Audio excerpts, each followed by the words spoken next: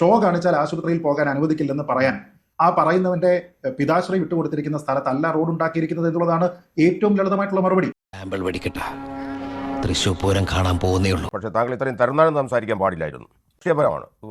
ഹർത്താൽ നടത്തിയവരെയല്ല, ഹർത്താലിൽ അക്രമം നടത്തിയിരിക്കുന്ന ആൾക്കാരെ ഗുണ്ടകൾ എന്ന് 3 വട്ടം പറയും, അല്ലെങ്കിൽ 100 വട്ടം പറയും. സമാധാനപരമായിട്ട് ഹർത്താൽ നടത്തിയിരുന്നവരെ അല്ല പറഞ്ഞത്, അക്രമം നടത്തിയ ആൾക്കാരെ, വഴി തടഞ്ഞ ആൾക്കാരെ എന്ന് തന്നെയാണ്. അവനാണോ തീരുമാനിക്കുന്നത്? ഇന്ന് ആരൊക്കെ ആശുപത്രിയിൽ പോകണം, ആരൊക്കെ പരീക്ഷ എഴുതണമെന്ന്? അതിനുള്ള അവകാശമൊന്നുമില്ല. ഹർത്താൽ സമാധാനപരമായിട്ട് പറയാം. നിങ്ങളാണ് പറഞ്ഞത് വഴി നടക്കാനുള്ള സ്വാതന്ത്ര്യം തടയില്ല, അവശ്യ സർവീസുകൾ തടയില്ല എന്ന് പറഞ്ഞത് നിങ്ങളാണ്.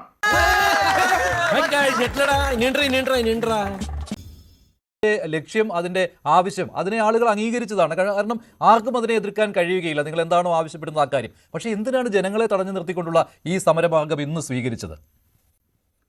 ഞങ്ങളങ്ങനെ ജനങ്ങളുടെ സ്വൈര ജീവിതത്തെ തടയുന്നതിന് വേണ്ടി ഉദ്ദേശിച്ചല്ല ശരിക്കും ഹർത്താൽ ഉദ്ദേശിച്ചത്, ഹർത്താൽ നടത്താൻ തീരുമാനിച്ചത്.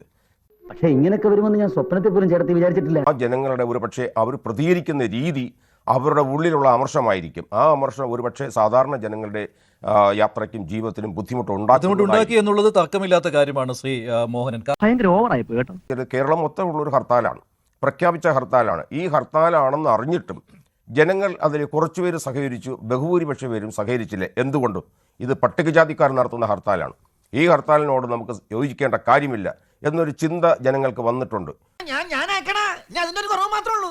അംഗീകരിക്കുന്ന ആളുകളാണ്, അവർക്ക് ബുദ്ധിമുട്ടുണ്ടായത് കൊണ്ടാണ്. ഇന്ന് ഒന്നാമത്തെ കാര്യം ഭയങ്കര ചൂടാണ്.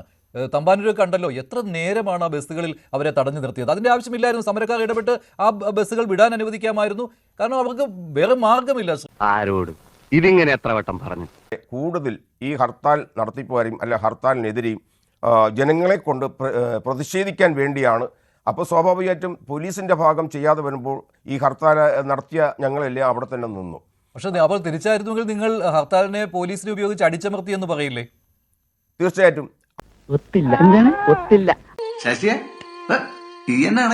ഹർത്താലിന്റെ പേരിൽ മനുഷ്യന്റെ പൊതുവഴിയിലെ സഞ്ചാര സ്വാതന്ത്ര്യത്തിനെ, വാഹന ഗതാഗതത്തിനെ, ഓഫീസിന്റെയും കടകളുടെയും പ്രവർത്തനത്തിനെ തടയുന്ന ആൾക്കാരെ ഹർത്താൽ അനുകൂലികളെന്നല്ല, ഗുണ്ടകൾ എന്നാണ് വിളിക്കേണ്ടത്.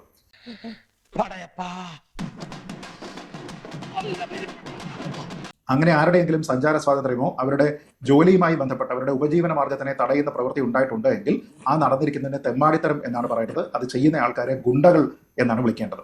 എന്തോ ഞാനൊന്നും കേട്ടില്ല, പുല്ല് ചെവി അടിച്ചു പോയാ എന്തോ. ഇന്ന് വെല്ലൂർ സർവകലാശാലയുടെ എൻട്രൻസ് പരീക്ഷകൾക്ക് ഉൾപ്പെടെയുള്ള അവസരം നിഷേധിക്കപ്പെട്ടു. അത് ഗുരുതരമായ ഒരു കാര്യമാണ്. ഈ കുട്ടികൾ എന്ത് പിഴച്ചു എന്നുള്ളത് വളരെ പ്രധാനപ്പെട്ട ഒരു കാര്യമാണ്. കരഞ്ഞപേക്ഷിച്ചിട്ടും അവരെ പലയിടത്തും പോകാൻ അനുവദിച്ചില്ല. നിങ്ങൾ ഈ ചെയ്യുന്ന തെമ്മാടിത്തമൊക്കെ നിതിൻ രാജ് എന്ന് പറയുന്ന വ്യക്തിപരമായിട്ട് ഇഷ്ടപ്പെടുമായിരുന്നോ ഇല്ലയോ എന്നുള്ള ഒരു ചോദ്യം ഈ തെമ്മാടിത്തം അഴിച്ചുവിട്ടിരിക്കുന്ന ആൾക്കാർ സ്വയം ചിന്തിക്കേണ്ടതായിരുന്നു എന്നുള്ളതാണ് പ്രധാനപ്പെട്ട കാര്യം. ഷോ കാണിച്ചാൽ ആശുപത്രിയിൽ പോകാൻ അനുവദിക്കില്ലെന്ന് പറയാൻ ആ പറയുന്നവന്റെ പിതാശ്രീ വിട്ടുകൊടുത്തിരിക്കുന്ന സ്ഥലത്തല്ല റോഡ് ഉണ്ടാക്കിയിരിക്കുന്നത് എന്നുള്ളതാണ് ഏറ്റവും ലളിതമായിട്ടുള്ള മറുപടി.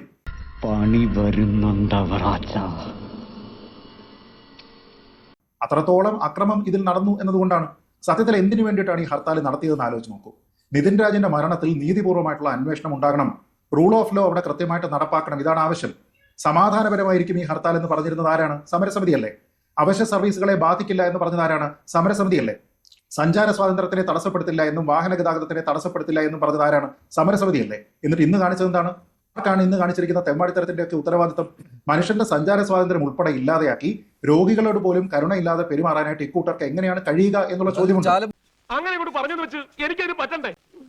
കുഴപ്പമായി തോന്നുന്നത്. നിഷേധിക്കുന്ന ആൾക്കാരൊക്കെ പറഞ്ഞില്ലേ നിങ്ങളുടെ കോസിനൊപ്പമാണ്. പക്ഷെ അത് ഇവിടെയുള്ള സാധാരണക്കാരായിട്ടുള്ള ആൾക്കാരെ തടസ്സപ്പെടുത്തിയിട്ടാണോ? കീമോതെറാപ്പിക്ക് ഒരാളിന് ഡേറ്റ് കിട്ടുക എന്ന് പറയുന്നത് നിങ്ങളുടെ ഹർത്താൽ നോക്കിയിട്ടാണ് ഒരു സർക്കാർ സംവിധാനത്തിൽ അത് ചെയ്യേണ്ടത്? ഒരു സെൻട്രൽ യൂണിവേഴ്സിറ്റിയുടെ ഒരു പരീക്ഷ നടക്കുന്ന സമയത്ത് നിങ്ങളുടെ ഹർത്താലിന്റെ ഡേറ്റ് നോക്കിയിട്ടാണോ ആ പരീക്ഷ മാറ്റിവെക്കേണ്ടത്? അത് രാജ്യവ്യാപകമായിട്ട് പല സംസ്ഥാനങ്ങളിൽ നടത്തുന്ന പരീക്ഷയാണ്. അപ്പോൾ നിങ്ങളുടെ കോസിനോടൊപ്പം നിൽക്കുന്ന ആൾക്കാരെ ശത്രുക്കളായി കണ്ട് അവരെ കൂടി ഈ കോസിൽ നിന്ന് അകറ്റുന്ന തരത്തിലുള്ള ഗുണ്ടായിസം നടത്തിയതിനു ശേഷം ഞങ്ങൾ ദളിത് വിഭാഗത്തിലുള്ള ആൾക്കാരായതുകൊണ്ട് ഇവിടെ സഹകരിച്ചില്ല എന്നല്ല പറയേണ്ടത്. അതൊക്കെ ഗോപാലകൃഷ്ണൻ ഒരു നമ്പറല്ലേ? ശ്രമങ്ങൾ ഉണ്ടായി എന്നുള്ളത് വസ്തുവാണ്. പക്ഷെ അതൊരു ആക്ഷേപമാണ്. ഹർത്താൽ നടത്തിയവരെയല്ല, ഹർത്താലിൽ അക്രമം നടത്തിയിരിക്കുന്ന ആൾക്കാരെ ഗുണ്ടകൾ എന്ന് 3 വട്ടം പറയും, അല്ലെങ്കിൽ 100 വട്ടം പറയും. സമാധാനപരമായിട്ട് ഹർത്താൽ നടത്തിയിരുന്നവരെ അല്ല പറഞ്ഞത്, അക്രമം നടത്തിയ ആൾക്കാരെ, വഴി തടഞ്ഞ ആൾക്കാരെ എന്ന് തന്നെയാണ്. അതിലൊരു റിഗ്രറ്റും ഇല്ല. അങ്ങനെ കാണിക്കുന്നവർ ഗുണ്ടായിസമാണ് കാണിക്കുന്നത്, തെമ്മാടിത്തരമാണ്. അത് കാണിക്കുന്ന ആൾക്കാർ ഗുണ്ടകളാണ്, സംശയമില്ല. ഏത് നിയമത്തിന്റെ അടിസ്ഥാനത്തിലാണ് നിങ്ങൾ വഴി തടയുന്നത്? ഏത് നിയമത്തിന്റെ അടിസ്ഥാനത്തിലാണ് ഒരാൾ ഷോ കാണിച്ച് അങ്ങനെ ആശുപത്രി പോകണ്ടെന്ന് തീരുമാനിക്കുന്നത്? അവനാണോ തീരുമാനിക്കുന്നത് ഇന്ന് ആരൊക്കെ ആശുപത്രി പോകണം, ആരൊക്കെ പരീക്ഷ എഴുതണമെന്ന്? അതിനുള്ള അവകാശമൊന്നുമില്ല. ഹർത്താൽ സമാധാനപരമായിട്ട് പറയാം. നിങ്ങളാണ് പറഞ്ഞത് വഴി നടക്കാനുള്ള സ്വാതന്ത്ര്യം തടയില്ല, അവശ്യ സർവീസുകൾ തടയില്ല എന്ന് പറഞ്ഞത് നിങ്ങളാണ്. അങ്ങനെ സമ്മതിച്ചു. ഏത് നിയമമാണ് ഹർത്താൽ നടത്തുന്ന ആൾക്കാർക്ക് വഴി തടയാനും ഇത്തരത്തിലുള്ള കാര്യങ്ങൾക്കുള്ള അനുമതി നൽകുന്നത്? ഒന്നുമില്ല. അതിനാണ് ഗുണ്ടായിസം എന്ന് പറയുന്നത്. കാരണം ഇവിടെ ആർട്ടിക്കിൾ 21 അനുസരിച്ച് മനുഷ്യന് അന്തസ്സോടെ ജീവിക്കാനുള്ള ഒരു അവകാശമുണ്ട്. നിങ്ങൾക്ക് ഒരുപക്ഷെ അറിയില്ല ശ്രീ ചാലമോഹനൻ, ഇന്നത്തെ ദിവസം കീമോതെറാപ്പിക്ക് ഡേറ്റ് കിട്ടിയിരിക്കുന്ന ഒരാളിനെ സംബന്ധിച്ചിടത്തോളം ആ ഡേറ്റ് സ്കിപ്പായി കഴിഞ്ഞാൽ, ഡയാലിസിന് ഡേറ്റ് കിട്ടിയിരിക്കുന്ന ഒരാളിനെ സംബന്ധിച്ചിടത്തോളം ആ ഡേറ്റ് സ്കിപ്പായി പോയി കഴിഞ്ഞാൽ അയാൾക്കും അയാളുടെ കുടുംബത്തിനുണ്ടാകുന്ന വ്യഥ എന്താണെന്ന് നിങ്ങൾക്ക് മനസ്സിലാവില്ല. അത് നിങ്ങളുടെ പ്രശ്നമാണ്, മറ്റുള്ളവരുടെ പ്രശ്നമല്ലത്. പ്രശ്നങ്ങൾ നേരത്തെ തന്നെ ഉണ്ട്.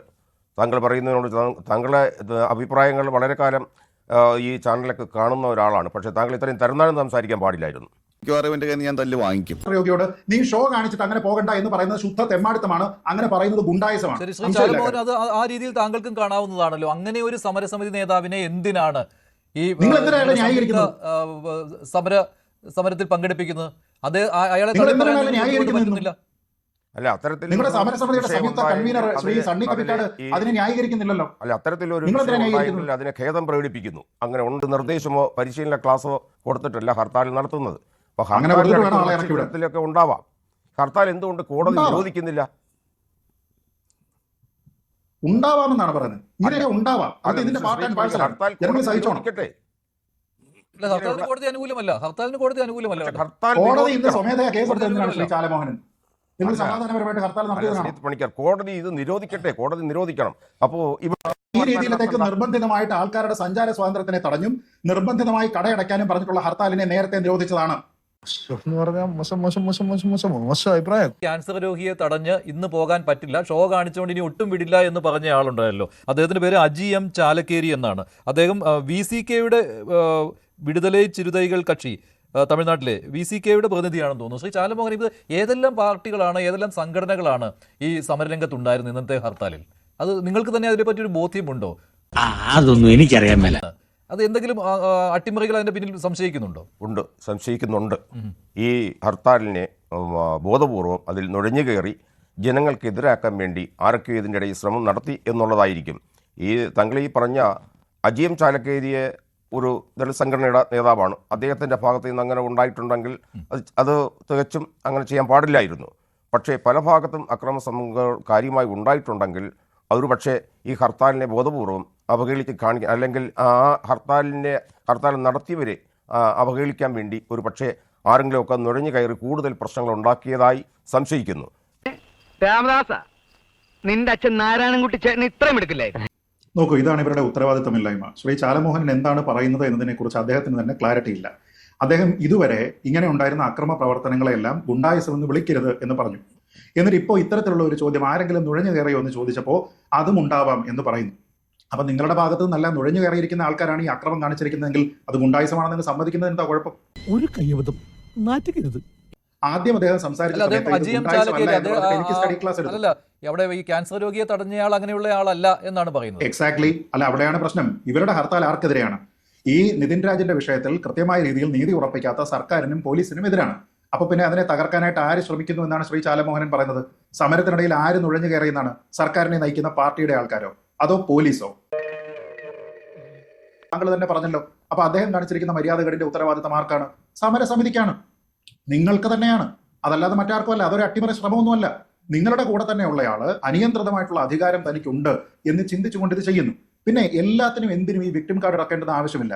വിജയമെന്ന് പറഞ്ഞു കഴിഞ്ഞാൽ നിങ്ങളുടെ തീരുമാനത്തിനനുസരിച്ച് പോലീസോ അല്ലെങ്കിൽ സംവിധാനമോ ഇവിടെ വരണം. ഈ വെല്ലൂർ സർവകലാശാലയിലെ പരീക്ഷ എഴുതാൻ കഴിയാത്ത കുട്ടികളുടെ കാര്യത്തിൽ ഉത്തരവാദിത്തം സ്റ്റേറ്റിനാണ് എന്ന് സണ്ണി കപ്പിക്കാട് പറയുന്നു. സ്റ്റേറ്റ് എന്ത് ചെയ്യണം? പ്രത്യേക വണ്ടി കൊണ്ടുവന്ന് കുട്ടികളെ പരീക്ഷയ്ക്ക് കൊണ്ടുപോകണോ? രോഗികളെ ആശുപത്രിയിൽ കൊണ്ടുപോകാൻ സ്റ്റേറ്റ് വണ്ടി ഇറക്കണമോ? സാറേ, അതിനുള്ള സ്റ്റേറ്റിന്റെ വണ്ടിയാണ് state road transport corporation, KSRTC. ആ സാധനം ഇറങ്ങുന്ന സമയത്ത് നിങ്ങൾ അതിന് മുന്നിൽ കിടന്നാൽ പിന്നെ എന്ത് ചെയ്യും? സഞ്ചാര സ്വാതന്ത്ര്യം ഒരു അബ്സല്യൂട്ട് റൈറ്റ് ആയി കാണരുത് എന്നൊക്കെയാണ് സണ്ണി കപ്പിക്കാട് പറയുന്നത്. എന്ത് തരത്തിലുള്ള ഭരണഘടനാ ബോധ്യമാണ് ഇദ്ദേഹത്തിനുള്ളത്? 2 ഓലക്കീറോ വെള്ള തുണി എടുത്തോളൂ എന്നെ മൂടാൻ.